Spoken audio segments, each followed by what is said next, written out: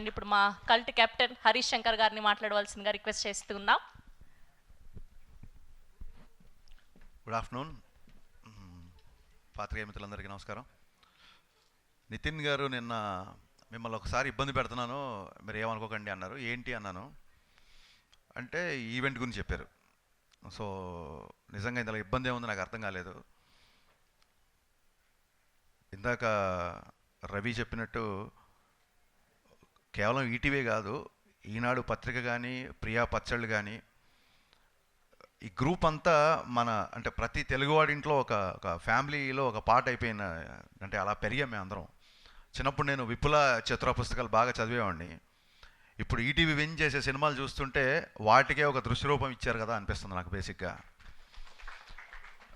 So ఒక revolutionary బడ్జెట్స్లో, ఒక rebel కంటెంట్స్తో, ఒక రెవల్యూషనరీ వర్కింగ్ డేస్లో మొత్తం సినిమా మేకింగ్ అంటే యావత్తు సినిమా ఇండస్ట్రీ మొత్తం ఆశ్చర్యపోయే రకంగా కంటెంట్ ఇస్తూ ఇన్ని బ్లాక్ బాస్టర్లు ఇంత తక్కువ సమయంలో కొట్టడం అనేది అసలు ఇది ఒక అసాధారణమైన విషయం. నాకు తెలిసి ఇది వేరే ఏ లాంగ్వేజ్లో జరిగి ఉండదు. Hats off to entire ETV win.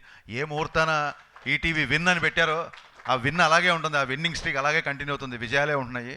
నిజంగా entire industry is looking at ETV win. Nitin గారికి, సాయి గారికి, బాపినీడి గారికి, ఎంటైర్ ఈటీవీ విన్ టీమ్కి నేను మనస్ఫూర్తిగా అభినందనలు చెప్తాను. అండ్ నాట్ ఓన్లీ అభినందనలు, మీ నుంచి నేర్చుకోవాల్సిన విషయాలు కూడా చాలా ఉన్నాయని నాకు అర్థమైంది వరుసగా మీ కంటెంట్ చూస్తున్నప్పుడు. సో నితిన్, ఇలాంటి మంచి కంటెంట్ గురించి, ఇలాంటి మంచి సినిమాల గురించి పిలవడం అది ఇబ్బంది ఏం అవ్వదు. It's pleasure to be here actually. కాకపోతే రాగానే స్రవంతి గారు పాపం హరీష్ అన్నారు. అనగానే సర్లే మొన్న సినిమా అనుకున్నంత ఆడలేదు కదా అందుకే పాపం అన్నారేమో అనుకున్నా. తర్వాత వచ్చిన అందరికీ అనేశారు, కాదు అది అందరికీ అనేశారు. ఆ తర్వాత ఓకే మన కాదులే అనుకుని మెల్లిగా. అందుకే ఇందాక నరేష్ గారు పగలబడి నవ్వుతున్నారు. నేను ఎందుకు ఇలా ఫీల్ అయ్యని చెప్పి నరేష్ గారు చెప్పాను.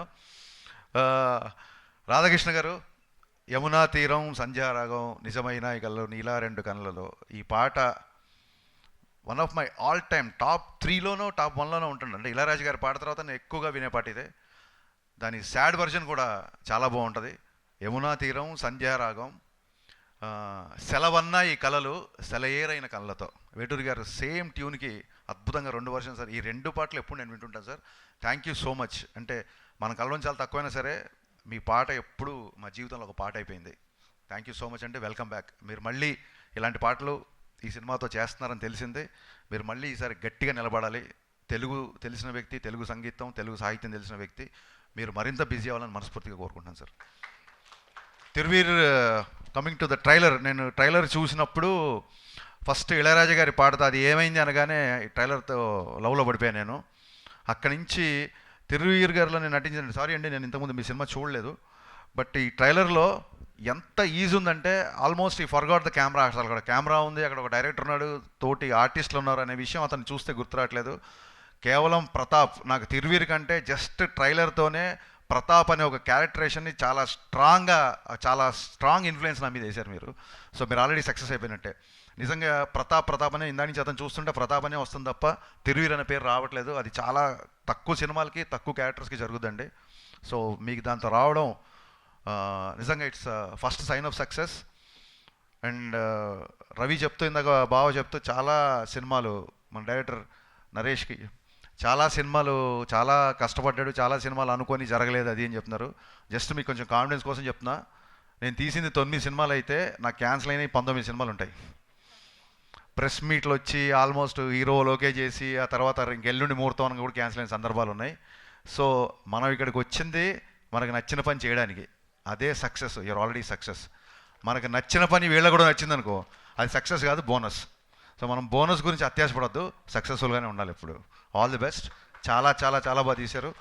అండ్ చుట్టాలకి, పలకరించే వాళ్ళకి ఆ బోర్డు సైన్ ఉంది చూసారా, అక్కడ లాంగ్వేజ్ మీద మీకున్న పట్టు, డైరెక్టర్గా మీ కమాండ్ నాకు ఒక ట్రైలర్లో అర్థమైపోయింది. Looking forward to watch this film. Premiere రోజే ఈ సినిమా నేను చూద్దాం అనుకుంటున్నాను.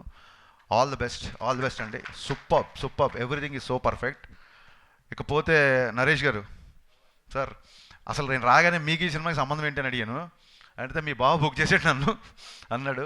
బట్ ఆయన సరదాగా అన్నా సరే నిజంగా ఎంత పాజిటివ్ మైండ్తో వస్తారంటే ఆయన, నేను ఒక 10 ఏళ్ళ నుంచి వస్తున్నా, ఎన్ని సినిమాలకి ఆయన పిలవగానే వచ్చి బ్లెస్ చేస్తారంటే, బేసిక్గా సినిమా అంటే ప్యాషను, ప్రాణం.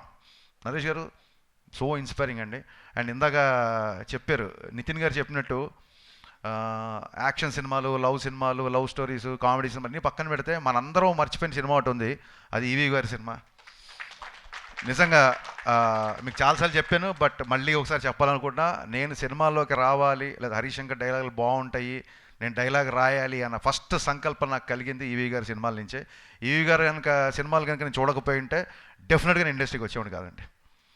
దట్ మచ్ ఇన్స్పైరింగ్ గురుగారు నాకు. అండ్ ఎప్పుడు నరేష్ గారు కలిసిన ఫాదరే గుర్తొస్తారు. ఇవాళ వాళ్ళ ఫాదర్ని మీరు స్టేజ్ మీద గుర్తు చేసుకోవడం చాలా చాలా చాలా ఆనందంగా ఉంది నితిన్. అండ్ ఈ సినిమాలో ఎంటర్టైన్మెంట్ పుష్కలంగా ఉందని నేను నమ్ముతున్నాను. ఎంతో పుణ్యం చేసుకుంటే కానీ ఇండస్ట్రీలోకి రారు, కానీ వీళ్ళు ఎంతో పాపం చేసి సినిమా తీశారు. సో పాపం ప్రతాప్ బ్లాక్ బస్టర్ అయ్యి థియేటర్లకి జనాల్ని మళ్ళీ బాగా రప్పించి సినిమా, ఇలాంటి సినిమాలు కూడా జనాలు వెరగబడి చూస్తారు అని చెప్పుకోవడానికి పాపం ప్రతాప్ ఒక మంచి ఉదాహరణ అవ్వాలని మనస్ఫూర్తిగా కోరుకుంటూ, డోంట్ ఫర్గెట్, నేను కూడా అందరిలా మెన్షన్ చేయాలనుకుంటున్నా, సినిమా 100 రూపాయల లోపే. ఈ బంపర్ ఆఫర్ మళ్ళీ దొరకదు. Please get in to theaters on April 17th. పాపం ప్రతాప్. Thank you. హరీష్ గారు, నెక్స్ట్ మీ సినిమా ఈటీవీ విన్తో కొలాబ్ అవుతున్నారని తెలిసింది, నిజమేనా అది? ఖచ్చితంగా అండి. ఒక మంచి కంటెంట్.